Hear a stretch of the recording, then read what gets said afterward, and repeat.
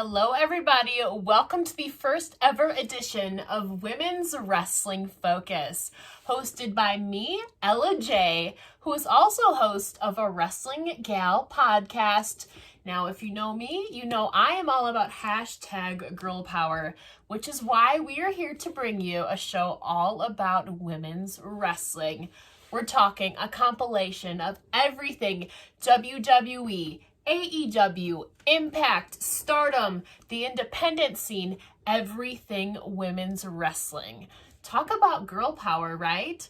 So we are here to talk about everything women's wrestling, including interviews, predictions, reviews, post-show analyses, a whole lot of variety. But all circles back to one thing that we all love, women's wrestling. So hope you enjoy the show. Now, we are in the midst of WrestleMania season, and a lot has been going on involving women's wrestling, which I am so thrilled and excited to see happening next month. But one of the latest announcements was for the WWE Hall of Fame. Now, on the bump, it was announced that Molly Holly would be this year's female inductee into the WWE Hall of Fame. Now, for those of you who don't know, Molly Holly is an incredibly innovative and evolving character, a two-time WWE Women's Champion, and a one-time Hardcore Champion.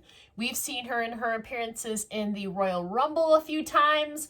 We've seen her go through so many feuds, some character changes, but regardless, Molly Holly is definitely so deserving of this honor, and I'm so thrilled that she's finally getting inducted into the WWE Hall of Fame. It is so well deserved. She has worked so hard and has inspired so many people, so I'm so glad that Molly Holly will be joining this year's class into the WWE Hall of Fame. Let me know your thoughts. Now, another huge part of WrestleMania is WrestleMania itself, especially the build-up towards their two-night event coming up next month on April 10th and April 11th from Florida. So now, while we only have one women's match confirmed so far, it's definitely one I am most looking forward to. And I am talking about this year's Royal Rumble winner, Bianca Belair, versus the SmackDown Women's Champion, Sasha Banks. That is going to be one for the ages. Regardless of the outcome, I cannot wait to see this match. Personally, Sasha and Bianca are two of the biggest stars in women's wrestling right now, and it's especially intriguing to see going in, especially because they're both baby faces right now. Will we see a heel turn from one of them? If so, who will it be? I really don't know. What do you guys think? I really don't know, but I'm really intrigued. I think this is going to be such an incredible matchup because these two are some of the most talented and athletic women in the ring, and they both have a mystique about them that is indescribable, so amazing, so charismatic, and so I'm really excited to see what WWE has in store for us for this match specifically. I know Sasha and Bianca are definitely going to go all out for this one. But it'll be interesting to see what WWE Creative has written for this match. So regardless, I think Sasha and Bianca is going to be amazing. Hands down, possibly the women's match of the evening. Or should I say within the two nights. But regardless, that is the only confirmed match we have so far.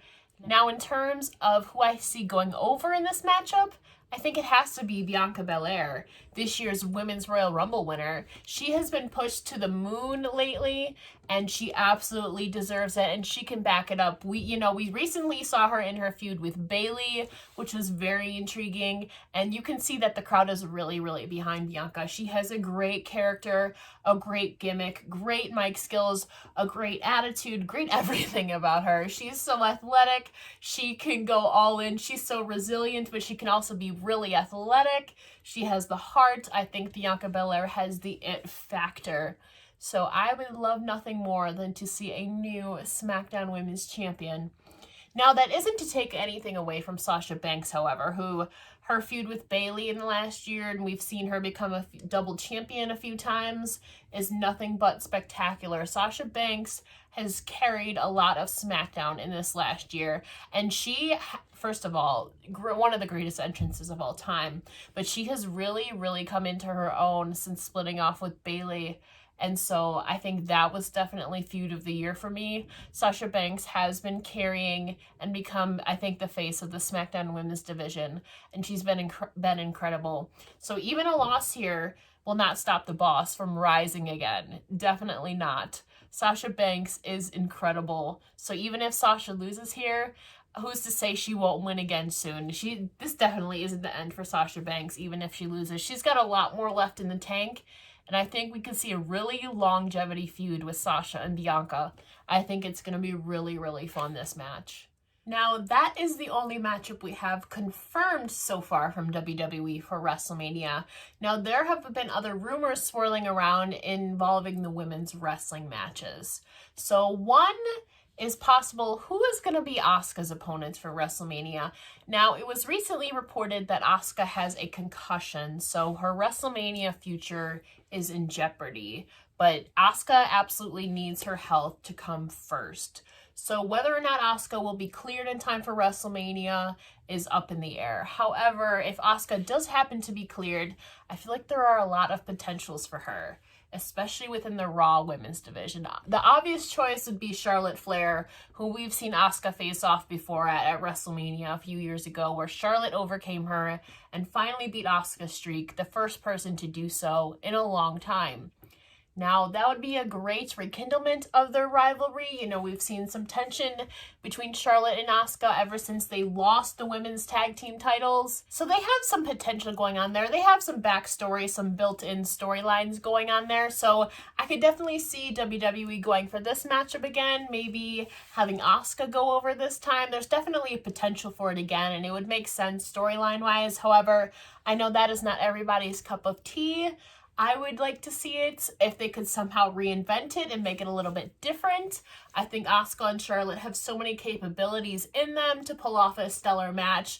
So it's really all up to booking, you know, how they decide to book this. But there's been some other rumors of who else could be Asuka's opponent, you know. There's potential for maybe Peyton Royce. There is maybe potential for a six-pack challenge. We recently saw Mandy Rose and Dana Brooke try to insert their names into the Raw Women's Championship discussion.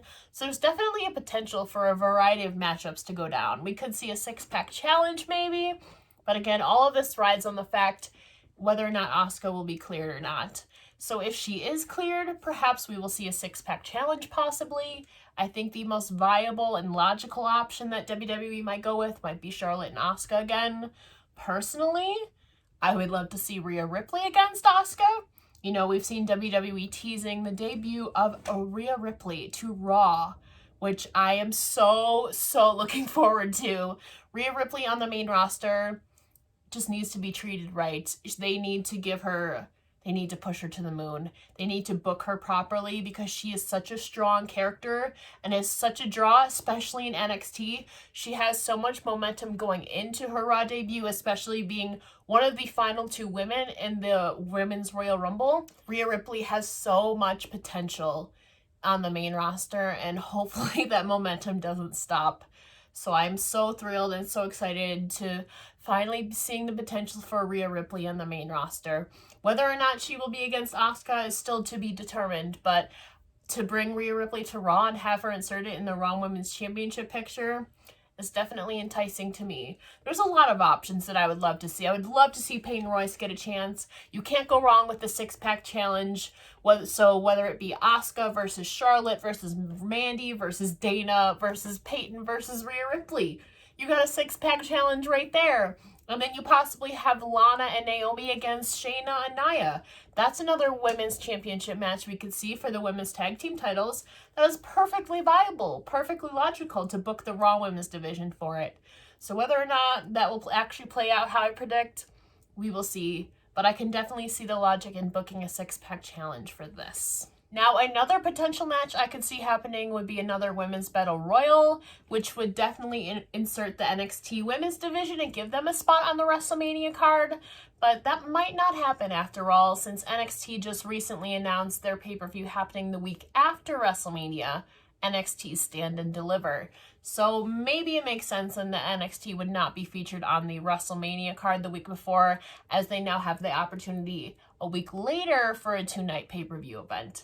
So we will see what they decide to do. If they do, however, feature some NXT talent on the WrestleMania card, definitely would make sense to book a lot of them in the Battle Royal, which we've seen a lot lately. But again, since we already have the potential for the Raw Women's Championship potentially being a 6-pack challenge, and then you have the SmackDown Women's Championship and the Women's Tag Team Champions, maybe you don't necessarily need a Women's Battle Royal, since my predictions all hinge upon the fact that almost the whole Raw Women's division is going to be featured for the Raw side of stuff. So we will see. It would definitely be logical if they're going to have a Battle Royal for it to feature some NXT women along with a lot of SmackDown women and perhaps some legends that we may have seen in the Royal Rumble, or people that we just have not seen on TV, whether it be due to injury or the fact that they don't have a storyline. It would definitely give people a chance to have that WrestleMania spotlight. And especially with it being a 2-night event, there's really no excuse for there to not be at least 2 women's matches on each night. So possibly 4 total. We will see though. Will NXT be a part of WrestleMania? Possibly, possibly not though. And I kind of understand, because they have NXT Stand and Deliver the weekend after. So you don't necessarily need NXT talent on WrestleMania, but personally, you can't go wrong with Io Shirai on the WrestleMania card. Have her make her WrestleMania debut as the NXT Women's Champion against somebody like maybe Raquel Gonzalez we've seen teased. Maybe we will see it. Maybe we will see it on NXT Stand and Deliver, but you can't go wrong with Io Shirai making her WrestleMania debut. Love that woman. She's incredible. So regardless, there's a lot unconfirmed, like I said, but nothing wrong with having a little fun and doing some fun predictions for you guys. Another note, however, though, is what will Alexa Bliss's presence be at like for WrestleMania? Will she somehow be involved in The Fiend versus Randy Orton possibly?